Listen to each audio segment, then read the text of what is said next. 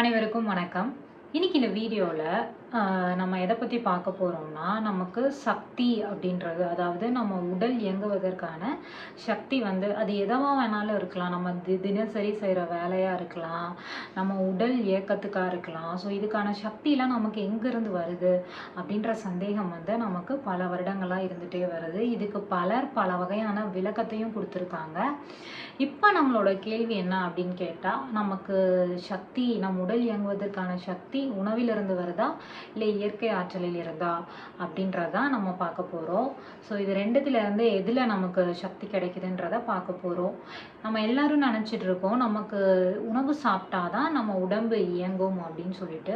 இதையும் தாண்டி நம்ம ஞானிகள், ஸோ ஜெர்மன் விஞ்ஞானி அர்னால்ட் எக்ரெட், சித்தர்கள் போன்றவர்கள் எல்லாமே வந்துட்டு காற்றிலேயே வாழ்ந்து அவங்க வந்து அனுபவத்தை எழுதி வச்சுட்டும் போயிருக்காங்க.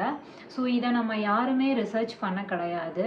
அதாவது பசி அப்படின்றது நமக்கு ஏன் ஏற்படுது அப்படின்ற கேள்வியை யாருமே எழுப்பவே இல்லை. இந்த பசிக்கு நம்ம பல விதமான உணவுகளை சத்துன்னு சொல்லி சாப்பிட்டுட்டு நமக்கு உடம்பை வந்து நோய் வர வச்சிட்ருக்கோம். ஸோ இதுதான் நம்ம எல்லாருமே பண்ணிட்டு இருக்கக்கூடிய ஒரு விஷயம். அண்ட் இதில் என்ன பார்க்க போகிறோம்னா, உணவு எந்த வகையில் நம்ம உடம்புக்கு சக்தியை தருது, இந்த உணவு சக்தியை தருதா இல்லை இயற்கை ஆற்றல் சக்தியை தருதா, இந்த உணவு வந்து நம்ம உடம்பு இயக்கத்திற்கு தடையாக இருக்குதா அப்படின்றதெல்லாம் பார்க்க போகிறோம். ஃபர்ஸ்ட் விஷயம், உணவு அப்படின்றது நம்ம உடல் இயக்கத்துக்கு தடையாக தான் இருக்குது அப்படின்னா நீங்கள் நம்புவீங்களா? கண்டிப்பாக அதுதான் உண்மை. எப்படின்னு கேட்டிங்கன்னா, நம்ம முன்னோர்கள் எல்லாம் சொல்லியிருக்காங்க உணவே மருந்து அப்படின்னு சொல்லிட்டு. ஆனால் நம்ம பசிக்கிறப்போ உணவை வந்து மருந்தாக எடுக்கணும். ஆனால் நம்ம அப்படி எடுக்கிறோமா? பசியே இல்லைனாலையும் நம்ம எதையாவது ஒன்று உள்ளே போட்டுகிட்டே இருக்கோம். ஸோ அதுதான் இப்போ பண்ணிகிட்ருக்கோம். நமக்கு நோய்கள் நிறையா வருவதற்கு காரணமுமே இந்த செயற்கை முறையில் தயாரிக்கப்பட்ட உணவுகள், இதை நிறைய எடுத்துக்கிறது மூலயமா தான் நமக்கு நோயே வருது.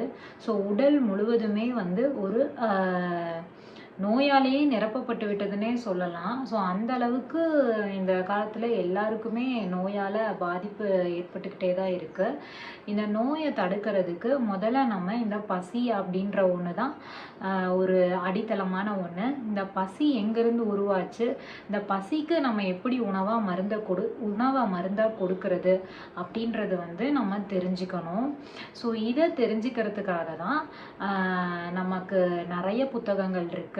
ஸோ நான் படித்த புத்தகங்கள் வந்து அர்னால்ட் எக்ரெட் அண்ட் தென் வந்துட்டு உணவில்லாமல் வாழும் கலை, யோக முறை மருத்துவம், ஐயா வெங்கடேசன் எழுதியது. இந்த 2 புத்தகங்களுமே என்னோட வாழ்க்கையவே மாற்றிருச்சு.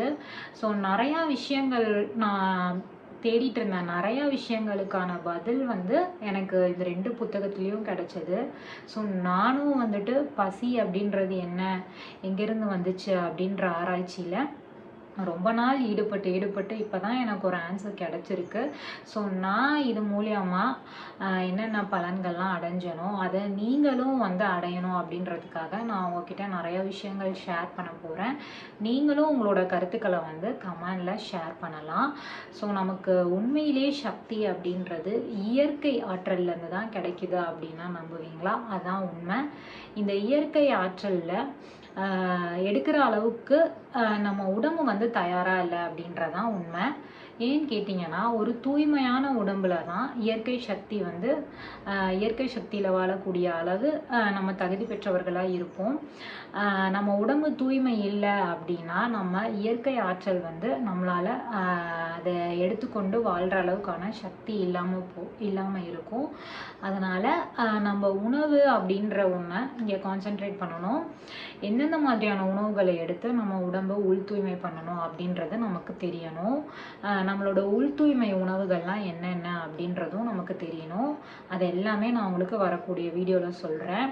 தூய்மை செய்கிற உணவுகளை நம்ம எடுத்து நம்ம உடம்பை தூய்மை செஞ்சு நம்ம உடம்பை வந்து ஆரோக்கியமாக வச்சுக்கணும். அதுதான் நம்மளோட நோக்கமே. ஆனால் இப்போலாம் பார்த்தீங்கன்னா சின்ன வயசுலேயே நோய்கள் வர ஆரம்பிச்சிருது. இது எதனால் அப்படின்னு கேட்டிங்கன்னா, நம்ம அறியாமையில் நம்ம உடம்புக்கு சக்தியை உணவு தான் தருது அப்படின்னு சொல்லி உணவு அளவுக்கு அதிகமாக எடுத்து நம்ம உடம்புல நோய் வந்தது மட்டும்தான் மிச்சமே தவிர வேற எதுவுமே நமக்கு மிச்சம் கிடையாது. இந்த நோய் வந்ததுக்கு நம்ம நிறைய செலவும் பண்ணுறோம். சொல்கிறோம். இந்த சாப்பிட்டதுனால ஏற்பட்ட இந்த உணவு கழிவுகளும் இதுக்காக நம்ம எடுத்துக்கிட்ட பல மருந்துகளும் தான் நம்ம உடம்புல வந்து கழிவுகளாக தேக்கமடைஞ்சு இதுதான் நீண்ட கால நோய்க்குமே வழிவகுக்குது.